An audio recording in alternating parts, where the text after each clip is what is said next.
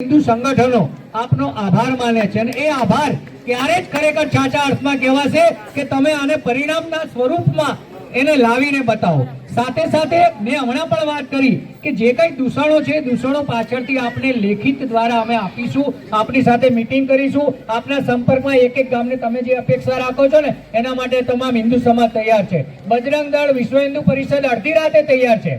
अमे तो एमना जे कई छे सामे प्रतिकार करी अने मार खावानी पण अमारी तैयारी छे। तमने कदाच ना खबर होय तो आज कपाळमां 70 टाका पण मारे एना लीधे ज आवेला छे अने मोतना मोंमांथी पाछो आवेलो छुं। એટલે અમે કોઈ એ બાબતમાં ગભરાતા નથી, પણ સંવેદનશીલ વિસ્તાર છે એટલે આપને અમારી નમ્ર વિનંતી છે કે જ્યાં જ્યાં ક્યાંય આવા દૂષણો છે એની ઉપર થોડો આપના દ્વારા થોડો એની ઉપર વોચ રાખવામાં આવે ને તમારા રોપ દ્વારા એ બધું બંધ થાય એવો એક અમારી લાગણી ને માગણી છે। बाकी विशेषમાં કોઈને રજૂઆત કરવી છે અહીંયા આગેવાનોને? બાકી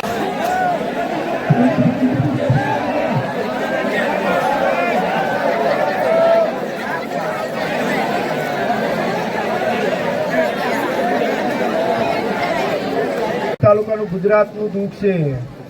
તો મિત્રો આજે મારા પ્રશ્નમાં તમે આવ્યા તો અમે કૈયલ તરફથી પણ તમને એક પ્રોમિસ આપીએ છીએ કે આજે કડી તાલુકાના જે ગામોમાંથી જે ભાઈઓ આયા એમનો પહેલા તો આભાર તો વ્યક્ત કરું છું, પણ જ્યારે તમારા દુઃખમાં મારા ગામમાંથી 200 નહીં 500 માણસો લઈને ના આવું તો હું પણ એક હિન્દુડા કહેવાઉં।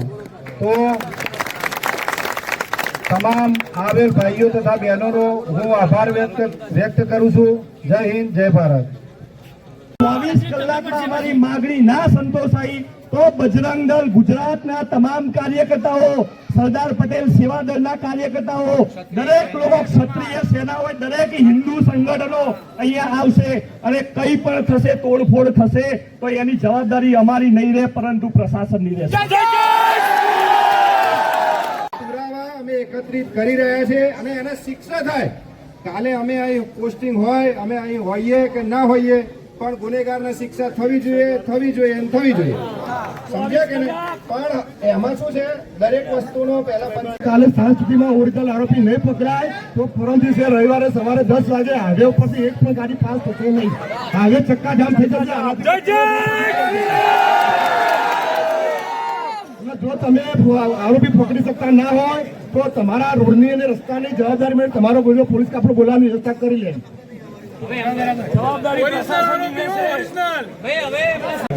जय श्री राम। दिनेश भाई, મહેસાણા વિભાગ મંત્રી, વિશ્વ હિન્દુ પરિષદ।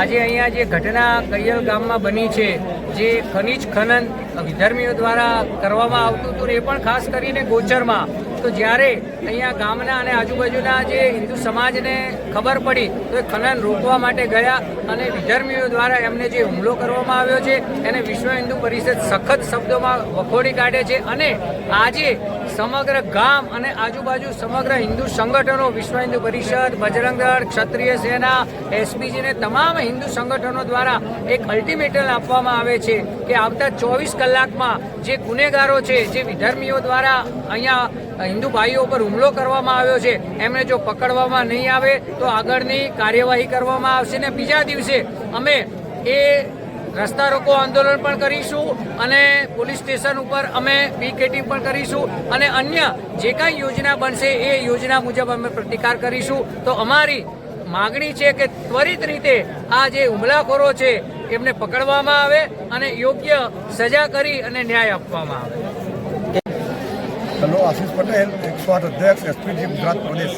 આજે કૈયલ ગામની અંદર જે પાટીદારના દીકરા અને સમાજના આગેવાનો પર જે અપહરણ કરી ઘાતકી હુમલા કરવામાં આવ્યા છે અને એની અંદર જે પણ ગુનેગારો નાસ્તાને ભાગતા ફરે છે એમને પોલીસ તંત્રને અલ્ટિમેટમ આપવામાં આવે છે કે એ લોકોની તાત્કાલિક સાચા ગુનેગારોની ધરપકડ થાય, એમનો વરઘોડો નીકળે અને એમને યોગ્ય સજા થાય। અને જો આમ કરવામાં નહીં આવે તો 24 કલાક પછી અમે હિન્દુ સંગઠનના, સનાતન ધર્મના દરેક સંગઠન સાથે મળી રસ્તા રોકો આંદોલન અને કાયદો પર હાથમાં લેવાની પરિસ્થિતિ ઊભી કરીશું। એની જવાબદારી પૂરી પ્રશાસનની રહેશે।